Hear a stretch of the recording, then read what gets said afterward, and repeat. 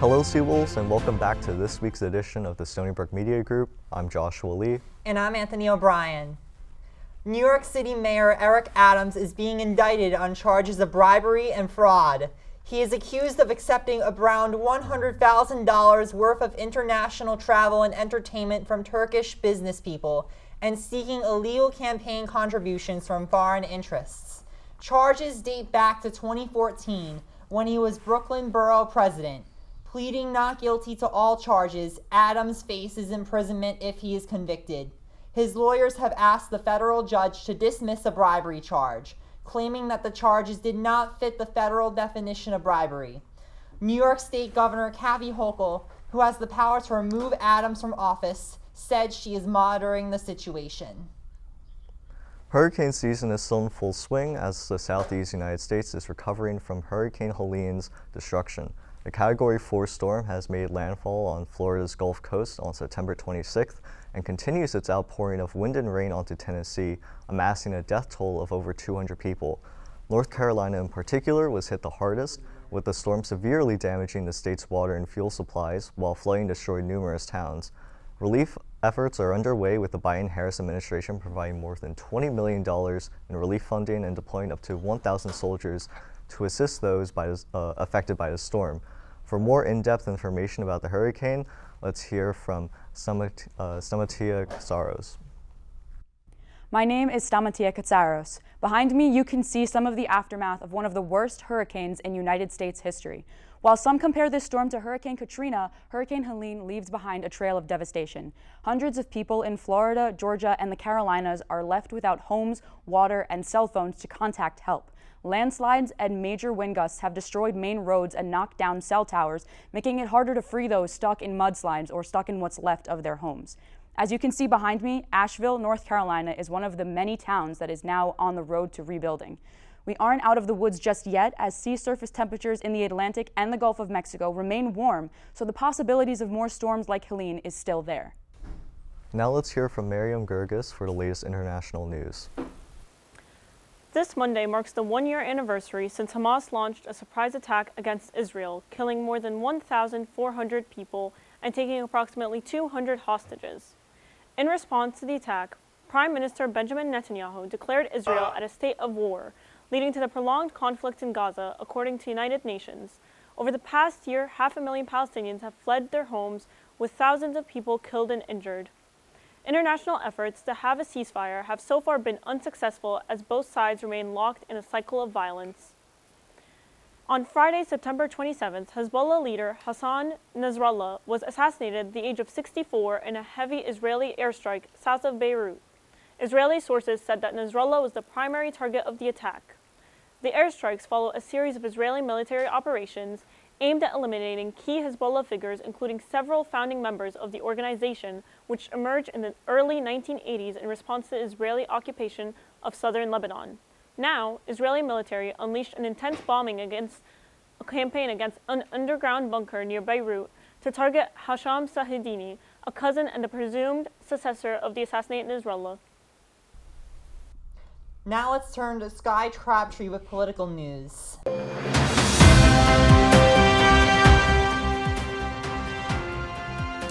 Welcome back, Seawolves, to the Political Corner. Stony Brook Center for Civic Justice hosted a vice presidential debate watch party in the Union Ballroom on Tuesday. Many students of various political beliefs gathered to watch Tim Walz and J.D. Vance discuss all the prioritized issues in this election cycle. The overall verdict of the crowd was that the debate was mostly even, with Vance capitalizing off a rocky start by Walz, and Walz holding the edge regarding abortion in January 6. We asked students how they felt about the debate after it ended. Well, I thought the debate was pretty interesting. Walz got off to a pretty rocky start. I think he came back. He did not do anywhere near as well as Kamala did, though I think he was prepped equally as well. I think Vance did a surprisingly good job. I don't agree with a lot of what he said, but he seemed like a more competent debater. I was really happy when Vance started just talking about the economy and started blasting off numbers that have really no meaning. It showed that the Trump campaign still doesn't have a proper understanding of economics. They're going to continue to do what they did. They're going to print up. They're going to go do a $5.4 trillion deficit and then blame it on the Democrats. We here at the Stony Brook Media Group encourage you all to go vote in this election and make sure your voice is heard. And Vice Presidential nominee Tim Walz spoke at a virtual event on Thursday hosted by Muslim advocacy group Engage Action in a direct appeal to voters disappointed with how the Biden-Harris administration has handled the Israel-Hamas war. Walz has faced pushback from pro-Palestine demonstrators at recent campaign events, though Engage said that Walz's attendance showed the campaign's commitment to Arab voters. Over 40,000 Palestinians have died as a result of the Israel-Hamas war, according to the Associated Press, and Israel's recent offensive into southern Lebanon is only likely to increase that number. Former President Jimmy Carter turned 100 years old this past week, making him the oldest living president and the longest living president in United States history. Carter celebrated his birthday in his hometown of Plains, Georgia, where he entered hospice care last year. Chip Carter, son of the former president, said his father's goal is to make it to Election Day. Carter said his dad is trying to live to vote for Vice President and Democratic presidential nominee Kamala Harris. About 25 family members celebrated Carter's birthday and watched the vice presidential debate later that evening. Current United States President Joe Biden praised Carter for his unwavering belief in the power of human goodness. And now we have Anjali Sinha with some important updates from the health world.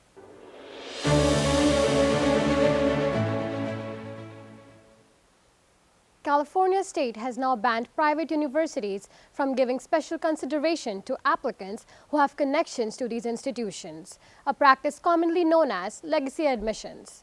This makes California the 5th state in the country to ban legacy admissions, but the 2nd state to specifically target private universities. Californian Governor Gavin Newsom said in a statement that the California dream shouldn't be accessible to a lucky few, emphasizing how the opportunity to higher education should be accessible to everyone fairly. Schools like Stanford University and the University of Southern California have argued that they have not compromised their standards for admissions.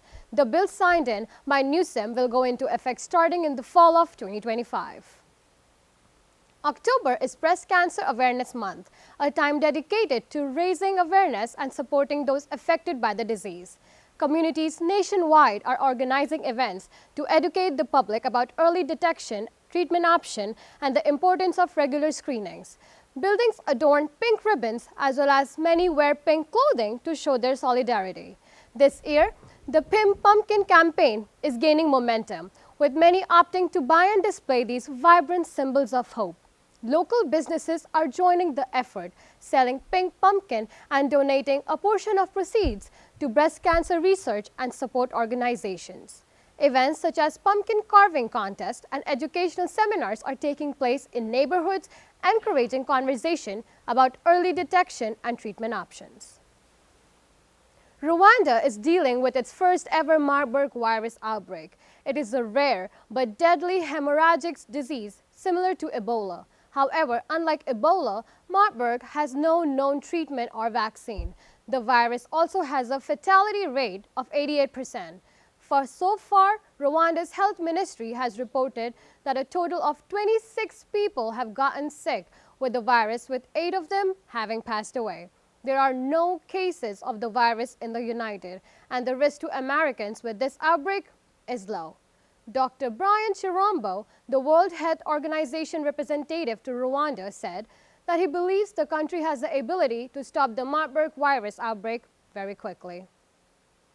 As we recognize Cybersecurity Month this October, I'm thrilled to announce Simeon Enanu, Vice President for Information Technology and Enterprise Chief Information Officer, along with our reporter Christopher Yang, as he shares insight on current cybersecurity challenges. I'm Christopher Yang.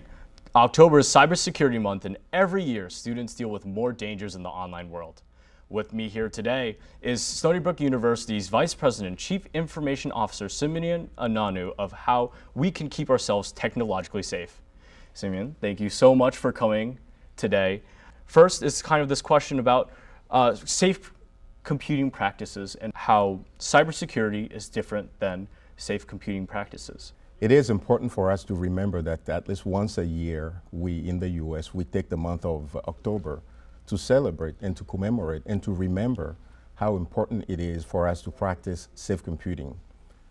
Yes, the world now runs on information technology for the most part. And in that process, there are individuals, unfortunately, who have malicious intents. And their goals are to get their hands on your personal data, either for personal gain, financial gain, or to steal your intellectual property, or to cause disruptions or harm to a certain degree. If I were to provide some advice about implementing some sort of two-factor authentication, many of us now walk around and we log into various computers. You don't know how your password may have been compromised. But by having a second method, what we call two-factor authentication, Duo, which we have here on campus, at the very least, you are preventing, slowing down, or preventing someone from being able to gain access to your computing resources. Duo allows you to first authenticate using your password, but again, you also have to have your Duo account, which as a second layer allows you to verify that you're truly accessing your account. So that's number one. The second advice that I will offer is make sure that you also have a long enough password. Long passwords are more difficult for malicious individuals to guess, or even for any technological methods that they may use not to be able to come up with passwords that may match yours. So long passwords with complex characters, special characters. That would be the second advice that I will offer.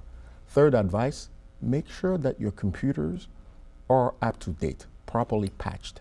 All computer software providers will often release patches on a periodic basis. Right. Don't just ignore those patches. Most patches are intended to plug a hole. They're called patch for a reason. They patch a certain hole, and most of them can be either security patches or just the functionality releases. So third is make sure your computer is up to date.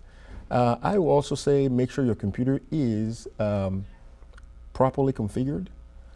Don't ignore the configuration recommendations that software providers may give you. And when you receive an email also, again, pause and ask, do I know the person who is sending this email? Am I expecting something from this person or not before you click? Also think before you post, before you post information out there so that your own information is not taken and altered. That can come back and harm your reputation. Make sure that you apply safe computing practices. Duo, two-factor authentication. Long password is very important. Backup your data is very important. Patch your computer is also very important. And configure your computer properly. And think twice before you post, and think twice before you click on a link. You do those things, I think we collectively will be doing way better and protecting Stony Brook University's assets. With today's technology, there can be never too many ways to keep yourself safe. Celebrate Cybersecurity Month with some safe computing practices. I'm Christopher Yang, and thank you for watching. And now for the exciting world of entertainment news with Adrian Esposito and Trinity Miller.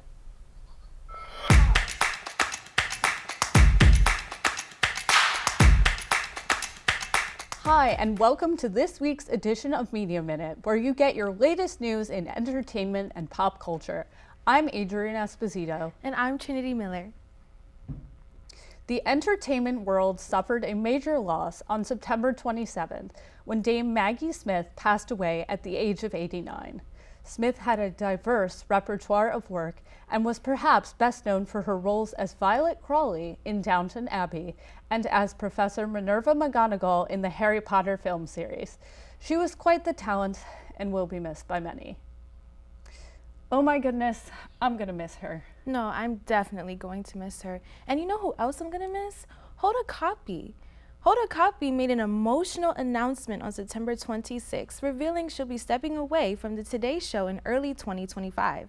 After an incredible 26-year run at NBC News, the emotional moment unfolded live on air with Hoda explaining that after turning 60, she's ready to give more time to her two daughters, Hallie and Hope. Her fellow co-hosts, fans, and celebrities flooded social media with tributes celebrating the incredible legacy she's leaving behind on morning TV.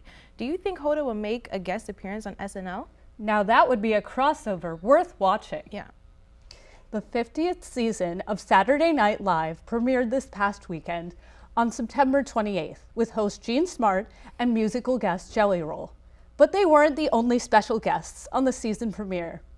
Comedian Jim Gaffigan and SNL alums Maya Rudolph, Andy Samberg, and Dana Carvey all starred in the show's cold open this week. Congratulations on 50 seasons of laughter, and may there be many more. And that's all we have for you today. Make sure to tune in next week for the Media Minute. Now let's see what's happening in the sports world with Christopher Schultz. Last Thursday, Major League Baseball's Oakland Athletics played their last ever game at the Oakland Coliseum, ending a 57-year tenure in the city. The Athletics are not the only team that Oakland has lost in recent years. In 2019, the NBA's Golden State Warriors left the city for San Francisco, and in 2020, the NFL's Oakland Raiders picked up and moved to Las Vegas. Sources have said these relocations have affected the community drastically, since these teams provided such joy to the city. At this time, there are no plans for any of these teams to make a return to the city. And now we transition to even sadder news as two legends in their respective sports have died. The first is NBA Hall of Famer Dikembe Mutombo, who passed away on Monday at the age of 58 from brain cancer. After the announcement of his death, the league and its teams paid tribute to Mutombo by acknowledging his work on and off the field. During his playing career, he was known for his defensive prowess, being nicknamed Mount Mutombo. He was also a well-known humanitarian, and he created the Dikembe Mutombo Foundation, which was used to help improve the living conditions in his native Democratic Republic of the Congo. Also on Monday, MLB legend Pete Rose passed away at the age of 83. Doctors revealed yesterday that Rose died from hypertension and atherosclerosis. During his career, Rose was one of the most renowned players in the league, recording 200 or more hits in a season 10 times and totaling a league record of 4,256 hits over his lengthy 24-year career. He would later, however, find himself banned from the league permanently for gambling in 1989, a decision that is still heavily debated today. Cincinnati Reds owner, whom Rose played for the majority of his career, was, quote, deeply saddened by the passing of Rose. Back to Josh and Anthony. And that's all from Stony Brook Media Group. See you next week.